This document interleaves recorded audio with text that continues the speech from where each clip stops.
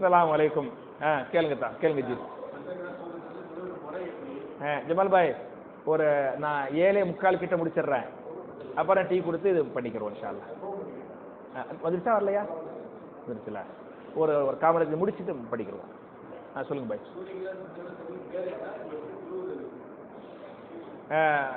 சூரிய கிரகண தொழுகை எப்படி தொழுவானோ, சந்திர கிரகண தொழுகை எப்படி தொழுவானும் அப்படின்னு கேட்கறாங்க. பல பேர் குரூப்லையும் கேட்டிருக்கிறாங்க. சரியா, நானும் குரூப்ல வந்து போட்டிருக்கிறேன். எப்படி தொழுவணும் அப்படி நான் கூட தொழுகைக்கு முந்தி சொல்லுவேன் இன்ஷா அல்லாஹ். எப்படி தொழுவணும் அப்படின்னு சொன்னா, சூரிய கிரகண தொழுகைக்கு பேர் வந்து சலாத்துல் குசூஃப். சலாத்துல் குசூஃப். குசூஃப்னா என்ன? சூரிய கிரகணம் என்று பொருள். சந்திர கிரகணத்துக்கு என்ன பொருள் என்று சொன்னால் சலாத்துல் குசூஃப். ஹா ஹா காஃபு வச்சா சூரியன், ஹா வச்சால் சந்திரன். புரியுதா? இது தொழுகைக்குரிய பேர்கள். சரியா பாய்? தொழுகை வந்து என்ன தூக்கம் வருதோ, கொஞ்சம் எங்கேயோ கொஞ்சம் மேல இருக்கிற மாதிரி தெரியுது. தொழுகை வந்து 2 ரக்காத்துகள். இந்த 2 ரக்காத்துகள்ல எப்படி தொழுவோம் அப்படின்னு சொன்னா, அல்லாஹு அக்பர் என்ற தக்பீர் கட்டி நம்ம ஓத வேண்டிய அந்த சனா ஓதுவோம் பத்தியலா, அதை ஓதிட்டு அல்ஹம்து சூரா ஓதிட்டு நம் பெரிய சூறாவை பெரிய கிராத்தை ஓதணும். அந்த பெரிய கிராத்தை ஓதி அந்த ரொம்ப நேரம் நின்று கிராத்து ஓதிப்புட்டு என்ன செய்யணும்? ருக்கு பண்ணணும். அந்த ருக்குவை என்ன செய்யணும்? பெருசா அந்த நீண்ட ருக்குவாக அதை செய்யணும். உங்களுக்கு தெரியும், ருக்குல ரசூல் ஸல்லல்லாஹு என்ன ஓதுனாங்க? சுப்ஹான ரப்பியல் அலீ ஓதுன மாதிரி சுப்ஹானக அல்லாஹும்ம ரப்பனா வ பிஹம்திக அல்லாஹும்ம இக்ஃபிர்லி, சுப்ஹானக அல்லாஹும்ம ரப்பனா வ பிஹம்திக அல்லாஹும்ம இக்ஃபிர்லி அப்படின்னு ஓதுனாங்கன்னு ஹதீஸ் வரு. அதுகளை ஓதுங்க. அதுகளை ஓதி முடிச்ச உடனே சமி அல்லாஹு லிமன் ஹமீதா அப்படின்னு எந்திரிச்சிடணும். சரியா? எந்திரிச்சு என்ன செய்யணும்? கானி பாய் என்ன ஓதுன? ஏன் ரப்பானா ஏன் பாய் நிக்கிறேன் சிரிக்கிறீங்க? சரி, நான் யதார்த்தமா கேட்கிறேன். புரியுதா? ரப்பனா லக்கல் ஹம்து ஹம்தன் கஸீரன் தய்யிபன் முபாரக்கன் ஃபீஹி ஓதியாச்சா? அதை ஓதிட்ட பிறகு வழக்கமான தொழுகையில எங்க போயிருவோம்? சுஜூதுக்கு போயிருவோம். சுஜூதுக்கு போயிருவோம். புரியுதா? வழக்கமான தொழுகையில நம்ம சுஜூதுக்கு போகாம திருப்பி மறுபடியும் தக்பீர் கட்டிக்கிட்டு என்ன செய்யணும்? கிராத்தை ஓதணும். புரியுதா அன்வர் பாய்? மறுபடியும் தக்பீர் கட்டிக்கிட்டு கிராத்தை ஓதணும். இதுல பாத்தீங்களாக்க ஹதீஸ் கிதாபுகள்ல மறுபடியும் தக்பீர் கட்டி விட்டு சும்மா கிராஅத்தன் தவீலத்தன் ரசூல் ஸல்லல்லாஹு அலைஹி வஸல்லம் மறுபடியும் தவீலான கிராத் ஓதினார்கள் அப்படின்னு இருக்குது.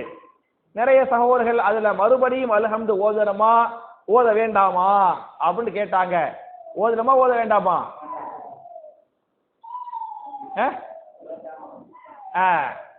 மறுபடியும் அல்ஹம்து சூரா ஓதணும். அண்ணா வரும்போது அதான் ஒரு கேள்வி கேட்டிருந்தாங்க. நான் தொழுகையை முடிச்சுட்டு செக் பண்ண பத்தியலா, அதுதான் பார்த்தேன். இப்படி ஒரு கேள்வி கேட்ட உடனே எனக்கு ஒரு டவுட் வந்துருச்சு. பக்காவா ஒரு ரீகன்ஃபார்ம் பண்ணிக்கிறோம். இன்னைக்கு அமல் செய்ய போறோம்ல, சொல்ல போறோம்ல, பக்காவா ரீகன்ஃபார்ம் பண்ணிக்கிறோம் அப்படின்னு சொல்லிட்டு ஹதீஸ்ல வந்து சும்மா கிராஅத்தன் தவீலத்தன் பிறகு மறுபடியும் நீண்ட கிராத் ஓதினார்கள் ஹதீஸ் வருது. அல்ஹம்து சூரா ஓதுனாங்களா ஓதலையாங்கிறத பத்தி தெளிவான நேரடியான ஹதீஸ் இல்ல. நீங்க இமாம்களுடைய ஃபத்வாக்களை படிச்சு பார்க்கும் போது என்ன ஓதணும்? மறுபடியும் அல்ஹம்து சூரா ஓதணும். சரியா? அப்படிதான் ஷேக் முனஜ்ஜிதுடைய ஃபத்வாவை படிச்சு பார்த்தேன். அது மாதிரி ஃபத்வாக்கள் எல்லாம் படிச்சு பார்க்கும்போது மறுபடியும் அல்ஹம்து சூரா என்ன செய்யணும்? ஓதணும். சரியா பாய்? அப்படித்தான் இருக்குது. அப்ப நம்ம தக்பீர் கட்டிக்கிட்டு, அதாவது சமி அல்லாஹு லிமன் ஹமீதா ரப்பனா லக்கல் ஹம்து ஹம்தன் கஸீரன் ஓதிட்டு மறுபடியும் தக்பீர் கட்டி என்ன செய்யணும்? அல்ஹம்து சூரா ஓதணும். அல்ஹம்து சூரா ஓதிப்புட்டு அப்புறம் துணை சூரா மறுபடியும் கொஞ்சம் பெரிய சூரா ஓதணும். மறுபடியும் சொல்ல 2வது ஓதக்கூடிய பெரிய சூறாவை பொறுத்தவரை முதல்ல பெரிய சூறா ஓதணும் பத்தியலா, அதை விட கொஞ்சம் கம்மியா, அதை விட கொஞ்சம் சின்ன சூறாவா இருக்கணும் அப்படின்னு இருக்குது. அப்படின்னு ரெண்டாவது ரவையும் அல்ஹம்து சூரா ஓதி, ரெண்டாவது ரவையும் துணை சூரா ஓதிப்புட்டு என்ன செஞ்சானே ருக்குவுக்கு போவோன்னு, அப்புறம் எந்திரிக்கணும். எந்திரிச்சு சொல்லணும், ரப்பனா லக்கல் ஹம்து ஹம்தன் கதீரன் தய்யிபன் முபாரக்கன் ஃபீஹி சொல்லிப்புட்டு என்ன செஞ்சிடனே சுஜூதுக்கு போயிருங்க. சுஜூதுல போய் நீண்ட சுஜூது பண்ணுங்க. அப்புறம் எந்திரிங்க, அந்த இடைப்பட்ட இருப்பையும் கொஞ்சம் பெருசாக்குங்க. அப்புறம் மறுபடியும் சுஜூது பண்ணுங்க, அதையும் பெருசா பண்ணுங்க. பண்ணிவிட்டு அல்லாஹு அக்பர் அப்படின்னு ரெண்டாவது ரக்காத்துக்கு போயிருங்க. ரெண்டாவது ரக்காத்துலையும் முதல் ரக்காத்து எப்படி தொழுதிங்களோ அதே மாதிரி என்ன செய்யுங்க, ரெண்டாவது ரக்காத்தையும் தொழுவுங்கள். புரிஞ்சா பாய்? இப்படின்னு ஒரு ஹதீஸ். இது புகாரில 1044 1046. சரியா? மாஷா அல்லாஹ், தக்கு தக்குன்னு தான் மக்கள் எடுக்கிறாங்க. சரியா? நீங்க பாத்துக்கலாம், புகாரில் 1044 1046 அது மாதிரி ஆயிஷா ரலியல்லாஹு அன்ஹா, அஸ்மா ரலியல்லாஹு அன்ஹா இல்லையா, இது மாதிரியான சஹாபிய பெண்கள் எல்லாம் இந்த ஹதீஸ்கள் அறிவிப்பாங்க. இப்படின்னு இருக்குது. ஆச்சா ஆச்சா ஒரு முறை இன்னொரு ஸ்டைல் என்ன அப்படின்னு சொன்னா, இது ஒரு ரக்காத்தில் 2 ருக்கு, ஒரு ரக்காத்தில் 2 ருக்கு. இன்னொரு ஹதீஸ்ல, முஸ்லிமுடைய ஹதீஸ்ல ரசூல் ஸல்லல்லாஹு அலைஹி வஸல்லம் ஒரு ரக்காத்தில் 3 ருக்கு செய்தார்கள். அப்படி ஹதீஸ் இருக்குது. சரிதா பாய்? அப்ப 3 ருக்கு என்று சொன்னால் 3 முறை அல்ஹம்து சூரா ஓதுன ஒரு ரக்காத்துல, 3 முறை துணை சூரா ஓதுன ஒரு ரக்காத்துல. புரியுதா? ரெண்டாவது ஹதீஸ். மூணாவது ஹதீஸ், அதே முஸ்லிம்ல இந்த ஹதீஸ் வருது. இப்னு அப்பாஸ் ரலியல்லாஹு அன்ஹு இந்த ஹதீஸ் அறிவிப்பாங்க. ரசூல் ஸல்லல்லாஹு அலைஹி வஸல்லம் ஒரே ரக்காத்தில் 4 முறை ருக்கு செய்தார்கள். புரியுதா? அப்ப 4 ருக்கு என்று சொன்னால் ஒரு ரக்காத்துல 4 ஃபாத்திஹா 4 துணை சூரா ஓதணும். அபூதாவுடைய ரிவாயத்தை பார்த்தீங்களாக்க ரசூல் ஸல்லல்லாஹு அலைஹி வஸல்லம் ஒரே ரக்காத்தில் 5 முறை ருக்கு செய்தார்கள். புரியுதா? அப்படின்னு இருக்குது. அஹமதுடைய ஹதீஸை படிச்சு பார்த்தீங்களாக்க ரசூல் ஸல்லல்லாஹு அலைஹி வஸல்லம் ஒரே ரக்காத்தில் 6 முறை ருக்கு செய்தார்கள். புரியுதா? நான் படித்த வரை 6 முறை கூடியது, குறைஞ்சது என்ன 2 முறை ருக்கு செய்தார்கள் அப்படின்னு ஹதீஸ் வருது. நம்ம இன்ஷா அல்லாஹ் இன்னைக்கு வைக்கக்கூடிய தொழுகையில இந்த 2 முறைன்னு இருக்கு பத்தியலா, ரொம்ப பண்ணா தடுமாற்றங்கள் வந்துடும் பத்தியலா. அதனால தடுமாற்றங்கள் வந்துடக்கூடாதுங்கிறனால அதுக்காக சுபுகு மாதிரி தொழுற மாட்டோம். ஒரு ரக்காத்துல ஒரு ருக்கு பண்ணா சுன்னாவுக்கு மாற்றமா போயிடும். அதனால ஒரு ரக்காத்துல 2 ருக்கு பண்ணுவோம், 2 ஃபாத்திஹா ஓதுவோம், 2 துணை சூரா ஓதுவோம். அப்படிங்கிற ஃபாத்திஹானா சூரத்துல ஃபாத்திஹா, புரியுதா? 2 சூரத்துல ஃபாத்திஹா ஓதுவோம் அப்படிங்கிறதையும் நீங்களும் புரிஞ்சுக்கிறேன்னு. இதான் தொழக்கூடிய முறை. புரியுதா? வேற டவுட் ஜி?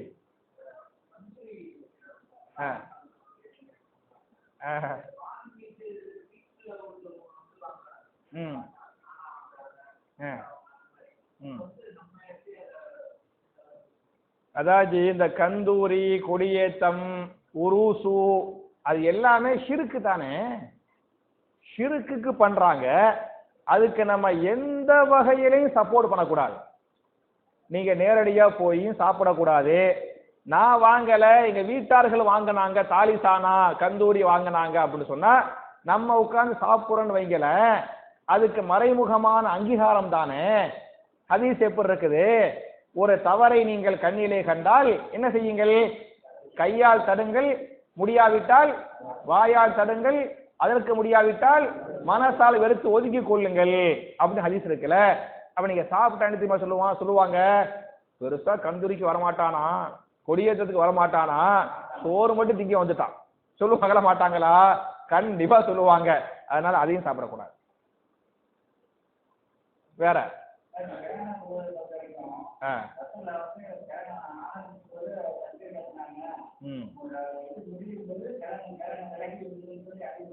சரி, இப்ப என்ன கேட்கிறாரு அப்படின்னு சொன்னா, ரசூலுல்லாஹி ஸல்லல்லாஹு அலைஹி வஸல்லம் கிரஹண தொழுகை தொழுதார்கள். அதில் ஆரம்பத்தில் ஆரம்பித்தாங்க, முடியும் போது முடிச்சாங்கன்னு இருக்குது. இப்போ 3 மணி நேரம் நம்ம இன்னைக்கு கிரகணம் பார்த்தீங்களாக்க 9:58க்கு ஆரம்பிச்சு 12:28க்கு 1:20 ஜஸாக்கல்லாஹு ஹைரா. இவர் 12 குழப்பி விட்டாரு. 1:27 தான் சரியா.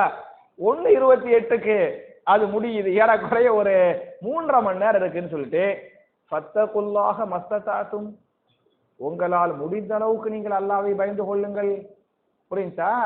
நமக்கு என்ன சக்தியோ அந்த சக்திக்கு உட்பட்டு இன்ஷா அல்லாஹ் நம்ம தொழுவோம். நான் கூட மேராஜுக்கு என்ன சொல்றேன் அப்படின்னு சொன்னா, நீங்க முதல் ரக்காத்துல ஒரு 10 நிமிஷம் ஓதுங்க.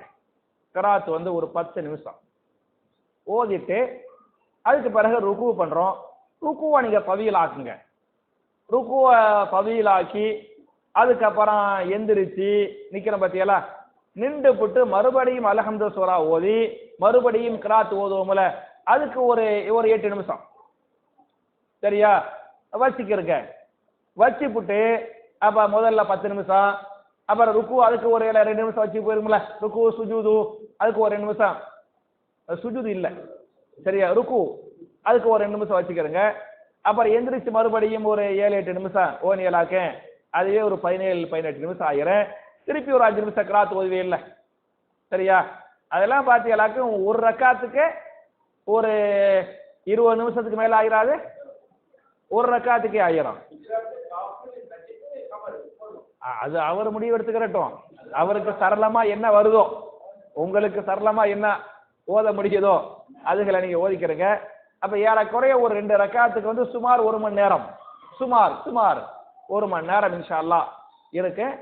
அதுக்கு பிறகு ஒரு 1/2 மணி நேரம் நான் உபதேசம் பண்ணலாமே அப்படின்ற ஐடியா பண்றேன். ரசூலுல்லாஹி ஸல்லல்லாஹு அலைஹி வஸல்லம் இந்த ஸலாத்துல் குசூஃப் கிரகண தொழுகைக்கு பிறகு சில உபதேசங்கள் குத்துபாவில் சில செய்திகளை சொன்னாங்க. அதை நான் இன்னைக்கு தான் தொகுத்து வச்சுக்கிறேன் சரியா. அந்த பேப்பர் இந்த பேப்பரை வச்சு போட்டு அந்த பேப்பரை கொண்டு வந்து இன்ஷா அல்லாஹ் அப்படி இன்ஷா அல்லாஹ் அந்த உபதேசங்கள் உங்களுக்கு பண்ணிடலாம் அப்படி முடிவு பண்ணிக்கிறேன், செஞ்சிடறேன் இன்ஷா அல்லாஹ். ஓகே. இந்த இதுக்கப்புறம் கடைசி கேள்வி. ஆமா ஆமா ஆமா. வட்டி காசை எத்தனை லட்சம் வச்சிருக்கீங்களா? சரி ஓகே ஓகே. கொஞ்சம் கொஞ்சமா 100 ரூபா சரியா, 500 ரூபா 200 ரூபா கொஞ்சம் கொஞ்சமா போடுறாங்கல்ல, அது என்ன பண்றதுன்னு கேட்கறாங்க. அந்த காசை எடுத்து யாராவது மக்களுக்கு கொடுத்து விட்டு போயிருங்க. அது உங்க காசு இல்லை, நீங்க கண்டிப்பா நம்மளும் அதை யூஸ் பண்ணக்கூடாது சரியா. நம்ம போடக்கூடிய அந்த மெசேஜ் வரும் பத்தியெல்லாம் பார்த்துட்டு கரெக்டா அந்த காசை எடுங்க, ஏதாவது மக்களுக்கு கொடுத்துருங்க. நீங்கள் விரும்பின மக்கள் யாருக்காவது கொடுத்துக்கலாம், தப்பு அப்படிலாம் வேணாம்டா. நான் கேட்கிறேன், நீங்க பள்ளிவாசல் கட்டுறதுக்கு இந்த மெஹராப் கட்டுறதுக்கு காசு கொடுத்தீங்க புரியுதா. நான் காசு கொடுத்தேன், பாத்ரூம் கட்டுறான் காசு கொடுக்குறேன். நீங்களும் 1 லட்சம் கொடுத்தீங்க, நானும் 1 லட்சம் கொடுத்தேன். நான் கொடுத்த காசுல பாத்ரூம் கட்டினாங்க ஹவுஸ் கட்டினாங்கறனால எனக்கு கம்மி நன்மை, உங்க காசுல மெஹராப் கட்டினால உங்களுக்கு நன்மை ஜாஸ்தி அப்படியே சொல்ல முடியும்? எல்லாம் சேர்த்து என்ன சொல்ல போனா, நீங்க இங்க தொழுகிறதுக்கு முன்னால முதல்ல எங்க போய் ஆகணும், பாத்ரூமுக்கு போய் ஆகணும். அது பெரிய ஒரு இபாதத்து. சுத்தம் பண்ணுவது இபாதத்து, ஒழு செய்வது இபாதத்து. அதனால அப்படி தெரியாத மக்கள் ஒரு காலம் சொல்லிட்டு போயிட்டாங்க, அதை யோசிக்க தேவையில்லை. தம்பி சொல்லுமா, எதுக்காக கிரகண தொழுகை தொழுவணும் அப்படின்னு கேட்கிறாங்க. ரசூல் ஸல்லல்லாஹு அலைஹி வஸல்லம் கிரகண தொழுகை தொழுதார்கள், அதற்காக தொழுவணும் சரியா, அதற்காக நம்ம தொழுகிறோம் அப்படிங்கிறது சுருக்கமான பதில். இத நீங்க விஞ்ஞான பூர்வமா இன்னும் ஹதீசுகளை டீப்பா போய் பார்த்தீங்களாக்க கிரகணம் ஏன் ஏற்படுகிறது அப்படின்னு பார்த்தா, நீங்க என்னை விட மாஷா அல்லாஹ் சயின்ஸ் படிச்சவங்க. அதாவது சூரியன், சந்திரன், பூமி இந்த 3 கோள்களும் என்ன செய்கிறது, வகுல்லுன் ஃபீ ஃபலகின் யஸ்பஹூன், ஒவ்வொன்றும் தன்னைத்தானே சுற்றி கொண்டிருக்கின்றன என்று குர்ஆனிலே அல்லாஹ் பேசுகிறான். இந்த 3 பிரமாண்டமான கோள்களும் ஒரே நேர்கோட்டில் நிற்கும். அதான் கிரகணங்கிறது அப்படித்தானே. சூரியன், சந்திரன் என்ன செய்யுது? இந்த மூணு ஒரே கோட்ல வந்து நிக்கிது.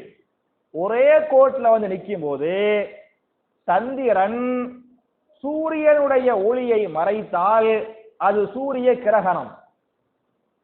சந்திரன் சூரியனின் ஒளியை மறைத்தால் பகல் நேரத்துல அப்படி மறைக்கும். அப்படி மறைச்சிட்டாக்க அதுக்கு பேர் என்ன? சூரிய கிரகணம். அதே சமயத்தில் பூமி சந்திரனின் ஒளியை மறைத்தால், அப்படித்தானே ஜமால் பாய்? பூமி சந்திரன் ஒளியை மறைத்தால் அதுக்கு பேர் என்ன? சந்திர கிரகணம் அப்படிங்கிறது சயின்ஸ். என்னப்பா? ஆமா ஆமா, இது வந்து விஞ்ஞானம். இது வந்து விஞ்ஞானம். ஓகே, இது வந்து ரசூல் சொல்றாங்க, யுஹவ்விஃபுல்லாஹு அன்னாஸ, அல்லாஹ் ரப்பல் ஆலமீன் இதன் மூலமாக மனித குலத்தை எச்சரிக்கை செய்கிறான். ஹாஃபனா பயந்தான், ஹவ்வஃபனா பயத்தை ஏற்படுத்தினான். இதன் மூலமா அல்லாஹ் உங்களுக்கெல்லாம் நமக்கெல்லாம் ஒரு பயத்தை ஏற்படுத்துறான், மிரட்டுறான், எச்சரிக்கை செய்யறான். ஒழுங்கா இருந்துக்க, கரெக்டா ஓடுறது வந்து நான் கரெக்டா நேரா நிப்பாட்டி வச்சுக்கிறேன். உன்னை இப்படி இப்படி ஆக்கணும்னு வைங்களேன், அப்படி பேர் இன்னால் இல்லாதான். புரியுதா? ஒண்ணுமில்ல, நம்ம கார் ஓட்டிக்கிற ஒரு 100 கிலோமீட்டர் வேகத்துல கார் ஓட்டுறோம் இல்லையா? அது தடுமாறினால எவ்வளவு பெரிய விபத்து. இவர் சகோதரர் புர்ஹான் இருக்காப்ல இல்ல? அப்ப நீங்க போன காரு முன்னால ஒரு 70 கிலோமீட்டர் வேகத்துல போயிருக்கலாம். ஒரு பேச்சுக்கு நீங்க ஒரு 50 கிலோமீட்டர்ல போயிருப்பீங்க. அது லைட்டா அவன் மெதுவா போயிட்டான் அப்படிங்கும்போது நமக்கு நம்மளுடைய கண்ட்ரோல்ல இழந்துடுறோம் இல்லையா? அந்த இந்த 60 கிலோமீட்டர் 70 கிலோமீட்டர்லயே இப்படி போகுது அப்படின்னு சொன்னா, கோள்கள் எல்லாம் மிக வேகமாக 1000 கிலோமீட்டருக்கு மேல சுத்திக்கிட்டு இருக்கு, வேகத்தை சுத்திக்கிட்டு இருக்கு. இது நேரா கொண்டு வந்தா அல்லாஹ் நிப்பாட்டுறான். அல்லாஹ் நிப்பாட்டி எந்த அளவுக்கு ஹதீஸ் சொல்லணும்னு சொன்னா, ரசூலுல்லாஹ் காலத்துல சூரியனுக்கு கிரகணம் ஏற்படும் போது ரசூல் அப்படியே பயந்தாங்க. மறுமை நாள் வந்து விட்டதோ, உலகம் அழிய போகிறதோ அப்படின்னு அவங்க வந்து பயந்தாங்க அப்படின்னு ஹதீஸ் வருது. அப்ப இது வந்து அல்லாஹ்வுடைய ஒரு எச்சரிக்கை.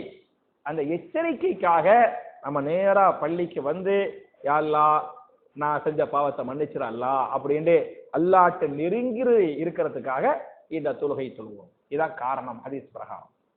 படிச்சுக்கலாமா? டைமாச்சு தண்ணி பார்த்துக்கிறாங்க. என் அருமை சகோதரர்களே, என் அருமை தாய்மார்களே, இதுவரை நம்ம சொன்னதை கேட்டது பிரகாரம் அமல் செய்யக்கூடிய தௌஃபீகை நம்ம எல்லாருக்கும் அல்லாஹ் தரட்டும். நம்முடைய சமுதாயத்தை அல்லாஹ் பாதுகாக்கட்டும். நம்முடைய ஹலாலான ஹாஜத்துகளை அல்லாஹ் நிறைவேற்றி வைக்கட்டும். நம்ம எல்லாருக்கும் மறுமையில ஜன்னத்துல் ஃபிர்தௌஸ்ல வாழக்கூடிய பாக்கியத்தை நம்ம எல்லாருக்கும் அல்லாஹ் தரட்டும்ங்கிற இந்த துஆவோடு முடிக்கிறேன்.